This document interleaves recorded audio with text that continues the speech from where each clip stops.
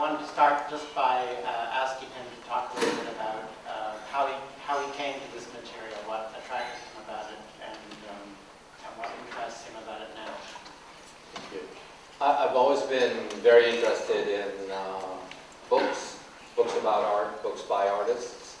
To me, they, as I mentioned a little bit earlier, they are valuable and interesting because they serve as an unmediated expression of an artist's vision and its production into the world under the control of the artist. And I've been very involved with printed matter in New York, which until I guess a year and a half ago AA was the president, and I was on the board. And to me, that institution again represented a way in which artists could avoid may be the wrong word, but sidestep is a better word. The more traditional gallery and museum type practice. And work that I saw in the serial publications became extremely sort of interesting because while there'd always been a tradition of artist books and artist book production, and we're honored today to have one of the great men of artist book, Big Phil Pop, right there in our midst.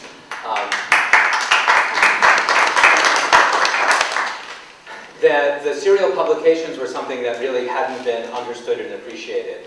And it seemed as though here an artist was going to the next step and saying, I'm going to establish some sort of discipline for myself and produce a work that was numbered or dated, and therefore I would be not only producing something, I would be promising my very small audience that there'd be another. And that was very intriguing to me, whether it was Eleanor Anton's postcard series with 100 boots, which is downstairs, or whether it was Hans-Peter Feldman's 12 postcards, of which he did a postcard for each month. He produced a photograph attached to a specific month, yet and sent them to his friends, but every friend only got 11 of the 12. So no one would have the complete series, defeating the concept that this was something that was being produced deliberately for its own sort of collectability or rarity or so forth. And I admired that kind of material and became obsessed and had great help with excellent dealers like Andrew in ferreting it out all over the world, and it became, I guess an obsession would be the right word. My wife refers to me as a bibliomaniac, and to some extent that's a fair statement. So that's why, and that's what happened. We had talked about Semina in particular, Semina being one of the earliest, maybe, is it the earliest publication in the show? And the way in which that publication in a way lays out all the possibilities in one little bubble. Suddenly there's all sorts of paths to take. I became very excited when I read and heard. I was a Wallace Berman fan, very interested in West Coast art at that time, as again, something that was off the grid, a little bit marginal to what was going on in New York. It's now being celebrated in the Great Pacific Standard Time exhibition in LA, but at the time when I was first looking at it, it was really not considered serious work by many, many academics and people collecting art at the time. To me, it was extremely interesting. And Wallace Berman put together a periodical, interestingly, he called it Semina. It is seminal to artist publications in general. He produced it by hand.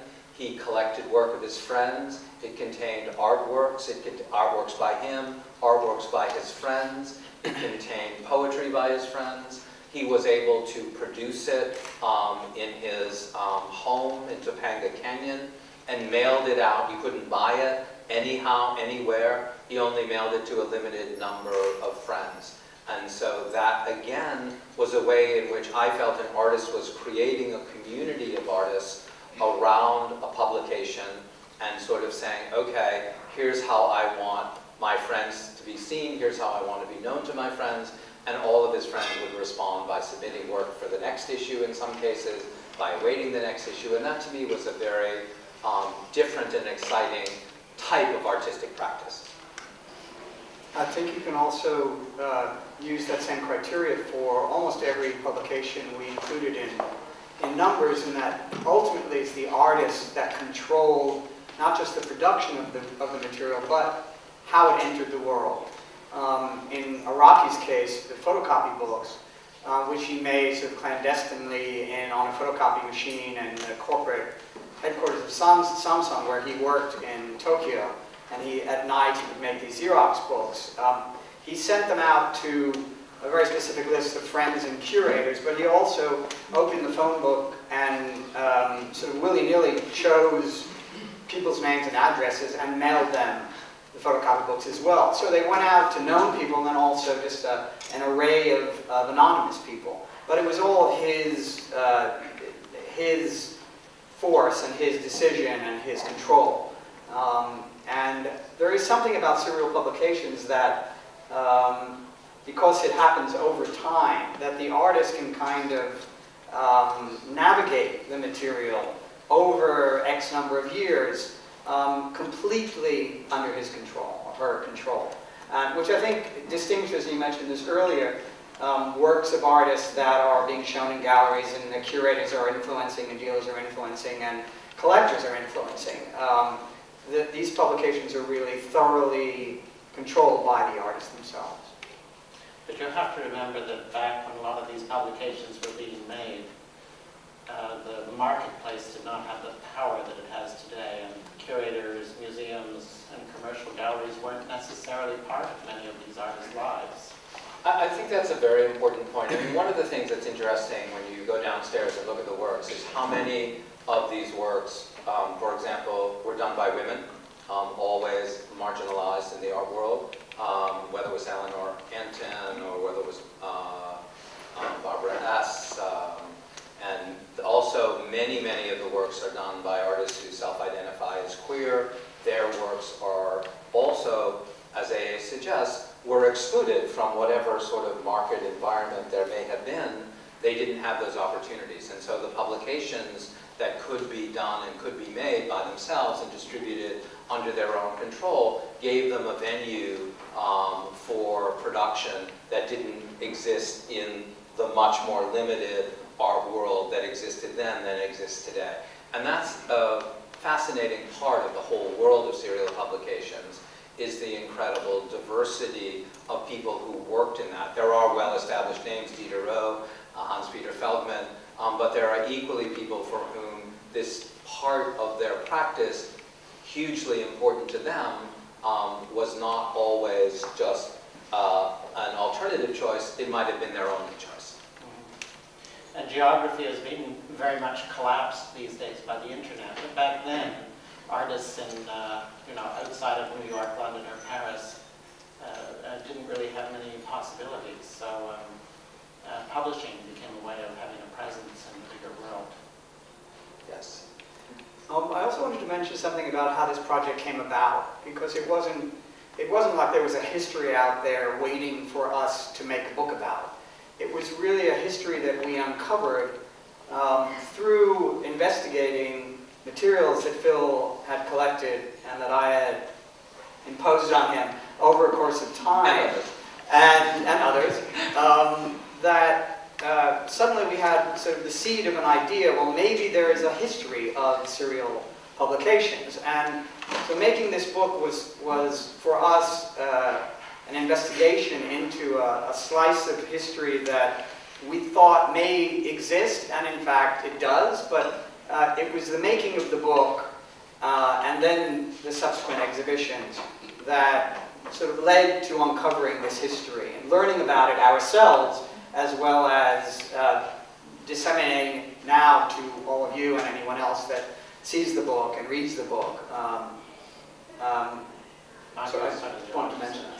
Let's hear that. I said my view is sort of the opposite because I'm part of the history. So, I was in touch with most of these publications at the time they were coming out. So it's And there was a community of those publications. Yes. I think you both could be right in the sense that I think at the time there was a very, there's file and there's vial and there's bile and there's, so there was a lot of interchange among the and even, actors. Even people like, the Eleanor Anton postcards Right. would come in the mail once a week. And Right, and Peter Feldman's Right. things. Just the mailbox was always overflowing with many of the publications that are in the show. So, but it is a history now, obviously. So right, and I think, I think at the time there was an active community, and it was very, very active, and people understood it and participated in it. But then it kind of, for a not insignificant number of years, to Andrew's point, it kind of sort of collapsed a little bit. The coming of the internet was there.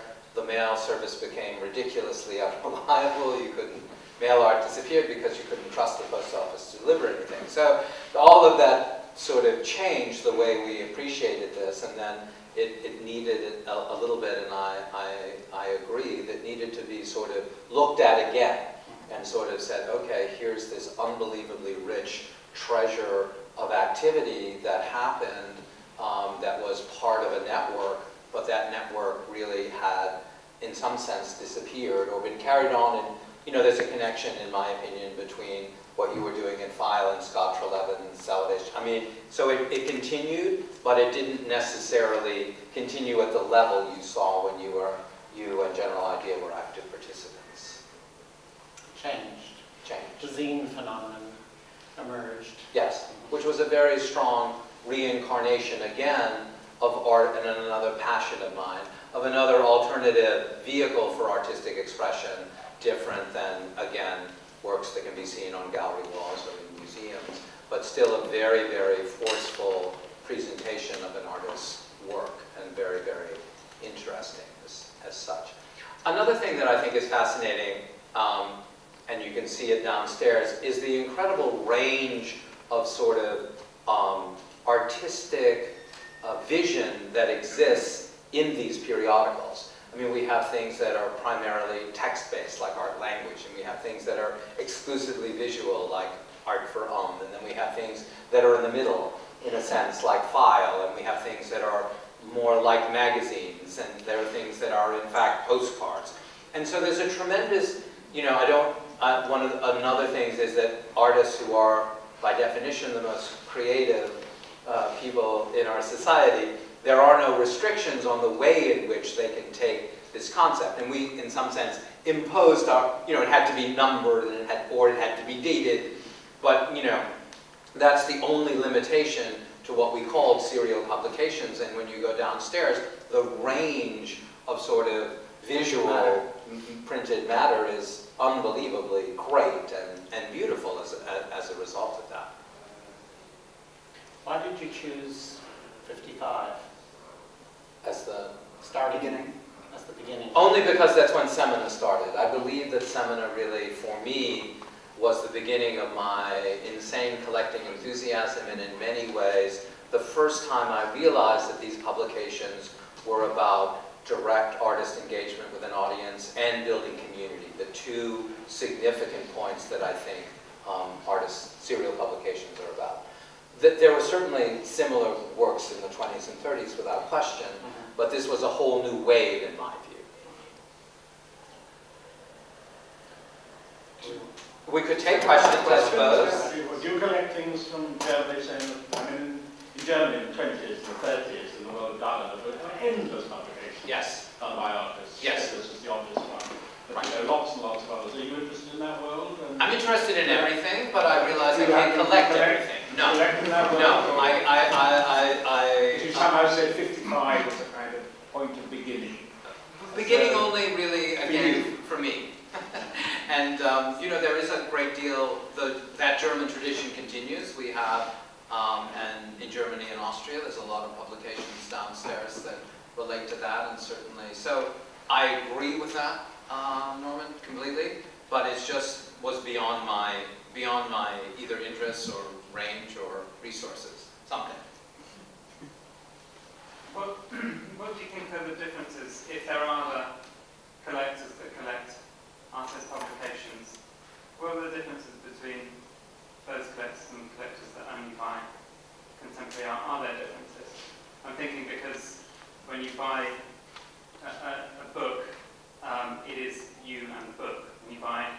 of art, it hangs on the wall, and lots of other people see it as well as you.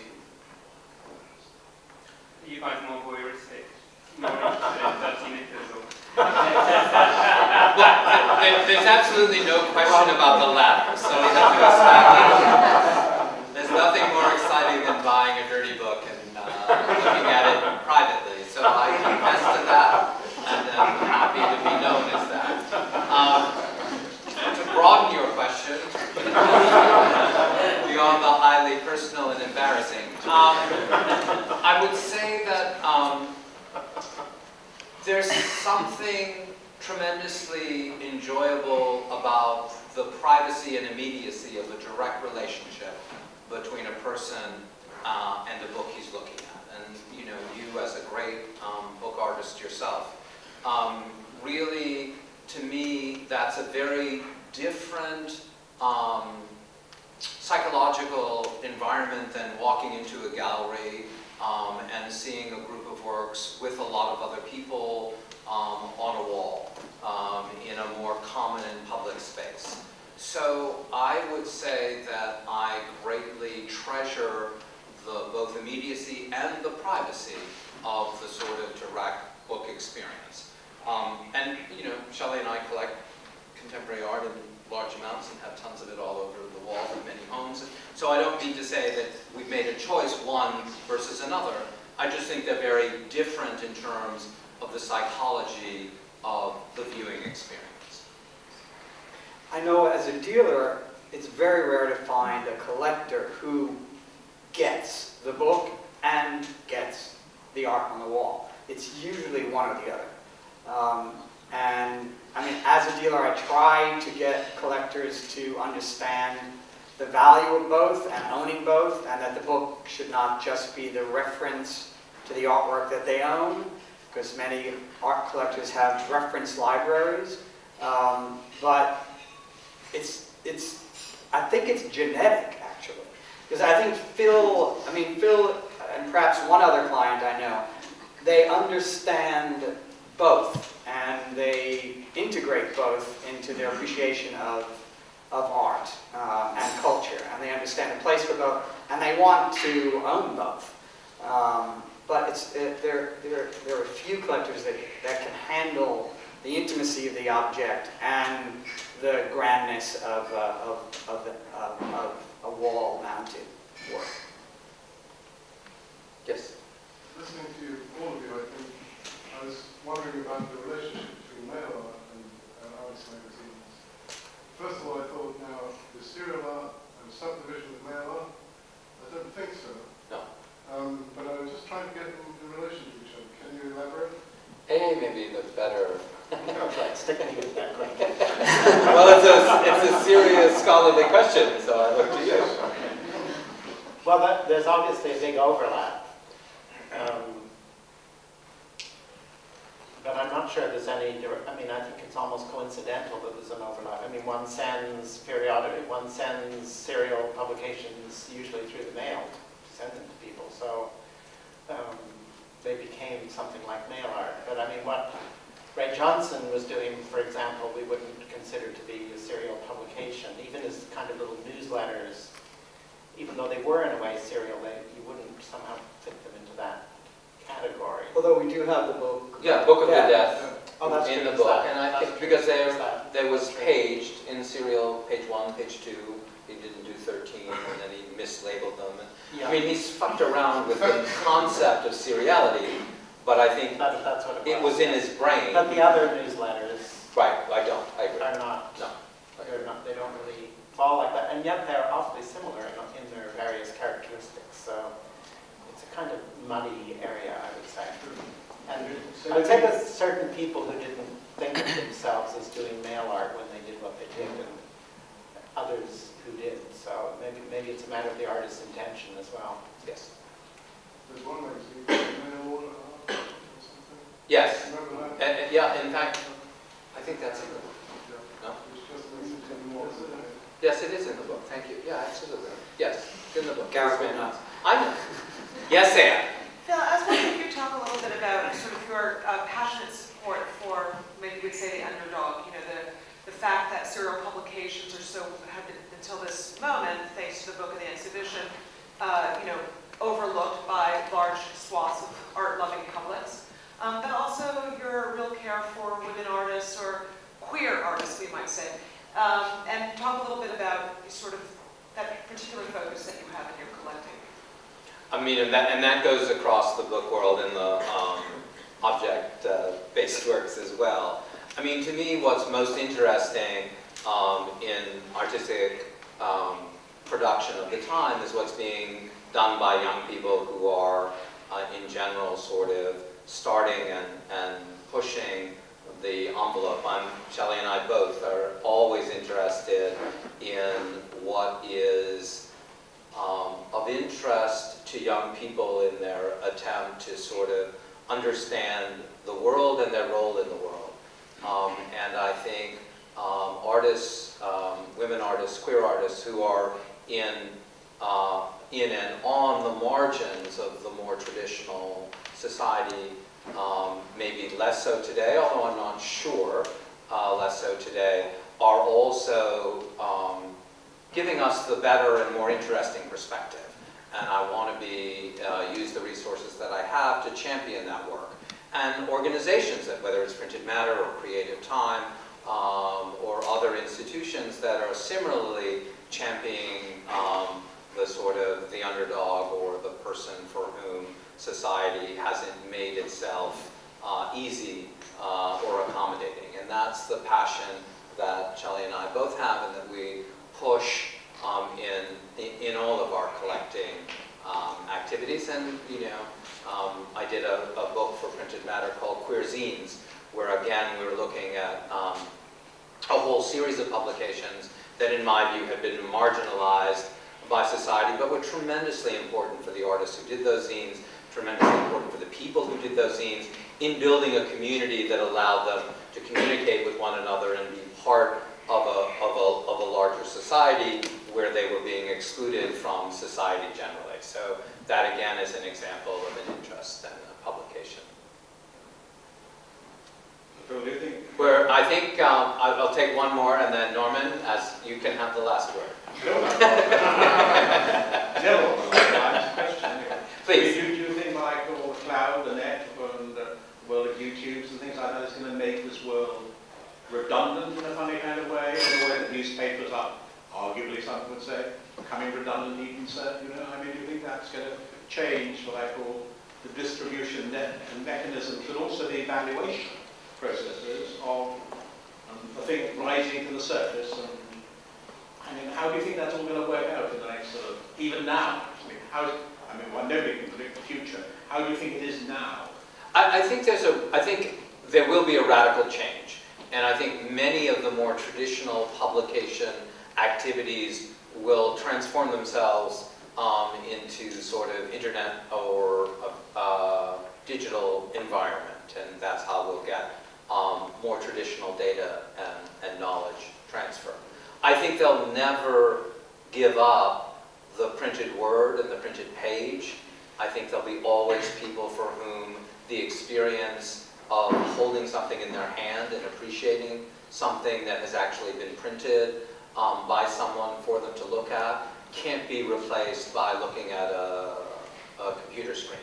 And so I think that there will be tremendous change, as you suggest, but there'll still be a reservoir of interest and enthusiasm for the printed word or the print or books that are produced by the hand of the artist for the enjoyment in the hand of the viewer, and that direct connection, tactile and I think so meaningful, will never be allowed to disappear completely. It will continue. And artists always take a tremendous interest in dead media. So there we go. Yes. I think no problem. The French have that one little phrase, leave the loose. So maybe even the cheapest piece of paper will be a kind of luxury, quasi-luxury item. Possible. Thank you all very, very much.